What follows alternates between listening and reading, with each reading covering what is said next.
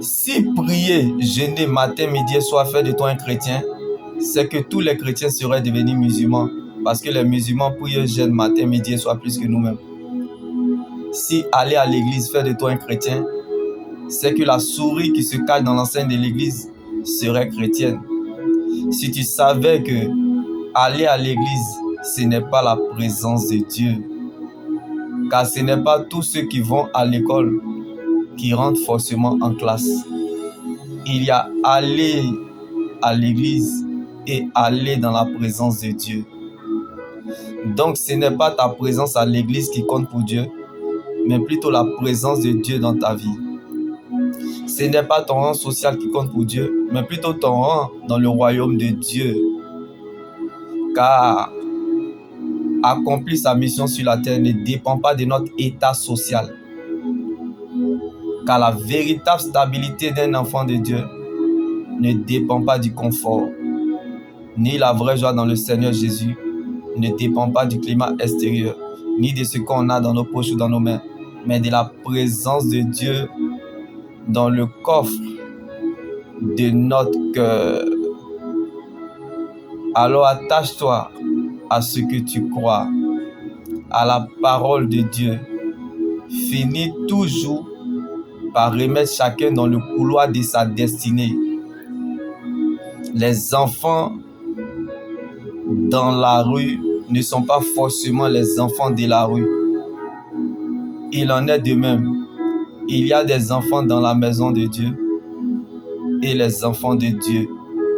Comme Dieu a nommé Saül, la gloire qui attire le regard des hommes vers les hommes. Mais Dieu a choisi David, la gloire qui attire le regard des hommes vers Dieu.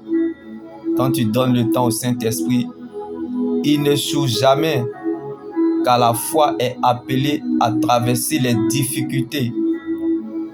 Donc, dire qu'on est chrétien, tout le monde peut le dire.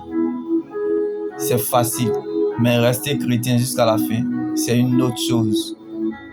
Car la vie chrétienne va au-delà des réalités de la foi. Donc, la vie chrétienne est une blessure, mais sa cicatrice demeure éternellement. Car la douleur du cœur est la première classe dans la marche avec Christ. Et la joie du cœur est la dernière classe. Ce qui veut dire que entre la première et la dernière classe, ton cœur sera éprouvé. Et si ton cœur réussit, ton cœur devient donc un cœur obéissant. Le ciel pourra compter sur toi. Et Dieu pourra te faire confiance en t'accordant son repos, comme Jésus dormait pendant la tempête. Je prie que là où tu es, que Dieu te donne son repos dans cette très longue attente. Que l'endroit où l'on croit, pense, ou t'envoyer, ou te nuire, ou te mettre dans une très longue attente, Dieu transformera en Siloé. Car il est moins grave de perdre que de se perdre. Donc c'est en perdant une bataille qu'on trouve une nouvelle façon de gagner le combat. Donc il est parfois bien de perdre le contrôle de la situation pour que Dieu prenne le contrôle de la situation. Donc il y a des batailles qui t'appartiennent, mais des combats qui appartiennent à Dieu. Car il y a des choses que tu ne verras jamais si on ne combat pas ta vie. Car les bénédictions futures attirent toujours les batailles et les combats dans le présent. Donc le chemin n'est pas facile, mais il reste le chemin. L'église n'est pas la fin de nos problèmes. Car avant Jésus, les gens étaient dans le problème. Jésus est venu trouver les gens dans le problème. Et Jésus est parti en laissant toujours les gens dans le problème. Donc Jésus n'est pas venu pour nos problèmes, mais plutôt pour les pécheurs et pour le salut de notre âme. Car de tous les ressuscités qui sont morts, le seul ressuscité qui est encore vivant est le Seigneur Jésus-Christ. Donc, vaut mieux mourir que de ne pas accepter Jésus.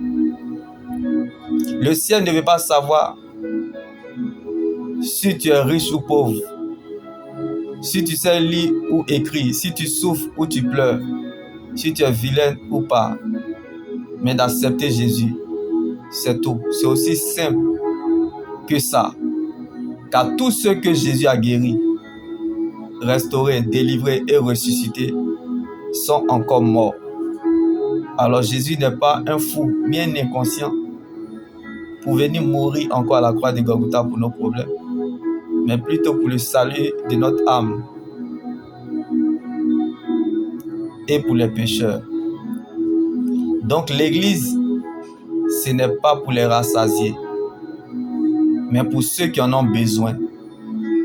Car l'église est un lieu de téléchargement et de chargement de la batterie de notre personnalité, de notre vie, de notre foi et de notre éternité. Donc tu n'emprunteras pas autre chemin que celui de la croix. Ne t'en détourne pas et ne fais pas de raccourcis. Prends le temps de bénir le Seigneur, même si ce chemin ne te plaît pas. Car ta fin finira glorieuse. Nous cherchons et aimons la gloire de Dieu, mais nous refusons de porter sa croix. Le problème pour Dieu, ce n'est pas de te faire voir sa gloire, mais de la porter. Mais est-ce que tu pourras la garder? Car il est plus difficile de gérer la gloire de Dieu que de l'attendre. Nous aimons la gloire de Dieu, mais nous refusons de porter sa croix.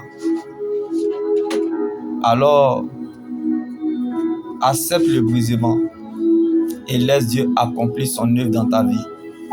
Car ta vie détermine quelque chose. Si vous n'êtes pas brisé sur la terre, c'est que le ciel n'a rien à vous offrir. Car il n'y a pas, bien-aimé, de gloire sans brisement, ni préparation. Car selon les hommes, on se prépare pour obtenir un résultat. Mais selon Dieu, la préparation est le résultat. Donc nous sommes le résultat de ce que nous pensons. Dire qu'on est chrétien, c'est bon. Mais cela ne suffit pas, car c'est tout un combat. Nous voulons gouverner selon le monde de Dieu, dans le monde que le diable gouverne. Ça nous arrive parfois à être confrontés à des combats inattendus. Mais par notre persévérance, nous sortons de là plus que vainqueurs. Car l'Éternel nous occupe en déversant la joie dans notre cœur. Donc tu ne te souviendras plus de la durée de ta vie. Car l'Éternel te couvre de son amour à l'ombre de ses ailes pour déployer un nouveau ciel et fonder une nouvelle terre. Vois qu'il t'a gravé dans ses mains. Et tes murailles sont constamment devant lui. Le jour où l'on reconstruira tes murs, tes limites seront reculées. Alors ne limite pas la main de ton Dieu. Et ne permets à aucune situation de la vie de te faire douter de la main de Dieu sur ta vie. Car les défis ne forment pas, mais nous font passer à la prochaine étape. Donc ne limite pas tes défis, mais défie plutôt tes limites. Passons donc à l'autre bord, car la personne à la promesse, Bethel, la maison de Dieu, n'est pas la même personne au stade de l'accomplissement. Elle, Bethel, le Dieu de la maison. Tu peux tout perdre sans avoir rien perdu parce que tu demeures dans le véritable. Jésus, la puissance d'une vie impérissable. Donc tu peux échouer en tout et partout, mais jamais dans la présence de Dieu.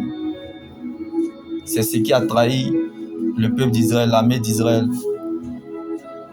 Et les enfants d'Israël étaient dans la peur parce qu'ils étaient dans la présence de Goliath. Mais David, dans la bataille contre Goliath, l'Éternel est devenu serveur parce que David se trouvait dans la présence de Dieu. Que Dieu prenne donc la forme de ce qui vous manque. Shalom.